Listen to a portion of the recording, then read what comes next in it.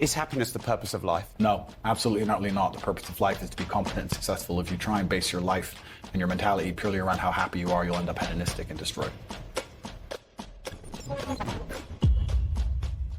I think that as a man, your happiness comes from feeling respected over feeling loved. And the reason perhaps you're happy now is because you have more respect for yourself because of the decisions you're making. And you have self-respect. Yeah. And I think that a lot of men, even if they have self-respect, if nobody else respects them, they're struggling. I have no interest in being happy. I wake up and say, how can I be proud of myself? What can I achieve that makes me proud of myself? How can I do things that make other people respect me and are proud of me? How do I have a day which I complete when I come home? The woman who's in my house says, wow, there's no man like you. How do I live a life so my children look at me and go, Dad's a superhero? How do I make my mother call me and say, I couldn't possibly be more proud of you? I have duties to complete. I have to live the exact same life regardless of how I feel. So for me, happiness is not a good indicator on how life should be lived. Happiness to me is a super interesting concept because when people come to me and say, I'm not happy, I say, why should you be happy? They're like, what do you mean? It's like, who told you should be happy all the time without working for it? Happiness is at the top of a mountain somewhere. You ain't been anywhere. You haven't even climbed it. Nobody cares about men being happy. We talk about women being happy. We want children to be happy. If you look at a full-grown man on Christmas morning, he's smiling because his wife is smiling. He's smiling because his children are smiling. Nobody even buys him anything. What do they buy the dad? Socks? Nobody cares about men being happy. So why do you as a man care about you being happy? That's how you're going to fall into these traps. I'm a very content person. I live a fantastic life. I'm not miserable or depressed. I'm not sad ever. But I don't wake up and go, I want to be happy today. No, sir. I wake up and say, okay, things must be done. And those things will be completed regardless of how I feel. Regardless of how I feel. You can lock me in a dungeon for an unknown amount of time in Romania, and I will still complete as many push-ups as I can possibly do in the dark by myself. What else am I going to do? Sit there and be sad? Happy or sad? The push-ups must be done. It's called duty. It's called honor. It's called pride. So I'm asking you why you don't have them. You could be a genuine force for good in the world. And you know what's funny? The funniest thing, the most ironic thing about all of this is that if you don't prioritize happiness and you prioritize feeling proud of yourself, you end up happy by extension. I'm happy because I'm proud of myself because I have a fantastic life and mansions and supercars and money, most famous man in the world, thousands of love letters a week from beautiful women. Of course I'm happy, but I didn't ever choose to try and be happy. If I would have chosen to try and be happy, I would have never ended up happy. I don't want a woman to ever go through anything bad in her life. I think a man should go through it for her and protect her, because I think that's how she's her best self as a woman. But I think to be your best self as a man is the absolute opposite. And when someone emails me and says, this has happened to me, I'm like, good. No, what do you mean good? It's terrible. How else are you going to become important? How else are you going to find endless fire to get up and struggle in the face of the competition that's out here in the world? How else are you're going to do all that with a nice, cushy life? If any man's honest with himself, think about the biggest transformative stages in your life. Think about the times you got the most work done. It was a bad part of your life. You were heartbroken, or, you lost a house, or broke, or whatever. That's when you did shit. When everything was fine, the mortgage is paid, dinner's on time, it's kind of doop-de-doop-de-doo, little by little, do a little bit of work, do a little bit of relax. But the big events come from trauma. This is it. So it's a cheat code. It's a cheat code to climb the mountain. So when I get a message from whoever and he goes, my wife left me, I'm devastated. I say, I understand. I completely understand how hard it can be to lose a woman that you've given your entire life to. And you've done so many nice things. And then because of one thing you did, her innate and absolutely insane level of ungratefulness has turned her bitter, and she now talks to you like she hates you over one thing you've done after thousands of efforts showing how dedicated you are to her. And even now that you're prepared to die for her, she doesn't give a shit about you. I understand that pain. But my answer is, good. It's still good. Now take all of that pain, instead of emailing me, do this. And then you're going to become the kind of person that women don't leave. Then you win. I think everybody on the planet has something to prove. If you walk through life and feel like you have nothing to prove, then you're a loser. If you wake up each day and go, I don't owe anybody anything, I don't have to prove anything to anybody, then you are a loser, because you are absolutely not being correct. You must prove yourself to other people. You must prove yourself to your bloodline, as we just discussed. You must prove yourself to God. God hates the lazy. He can't stand them. If he gives you all these genetic dispositions and these natural God-given gifts, if you have 2 arms and 2 legs and you can think, and you're not trying your absolute best, that's the reason you're not lucky. He doesn't like you.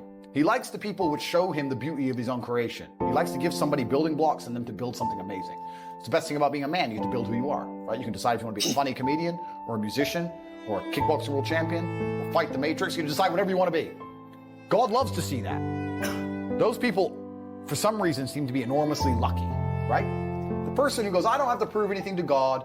I don't owe all of my ancestors any effort. You know, for 5,000 years, people were dodging saber-toothed tigers and catching the plague and running from Genghis Khan. I don't owe them anything. Don't owe them a thing because I want to play video games. These people are losers. I wake up every day with something to prove. I have hundreds of millions of dollars. I'm in fantastic shape, 4 times world champion.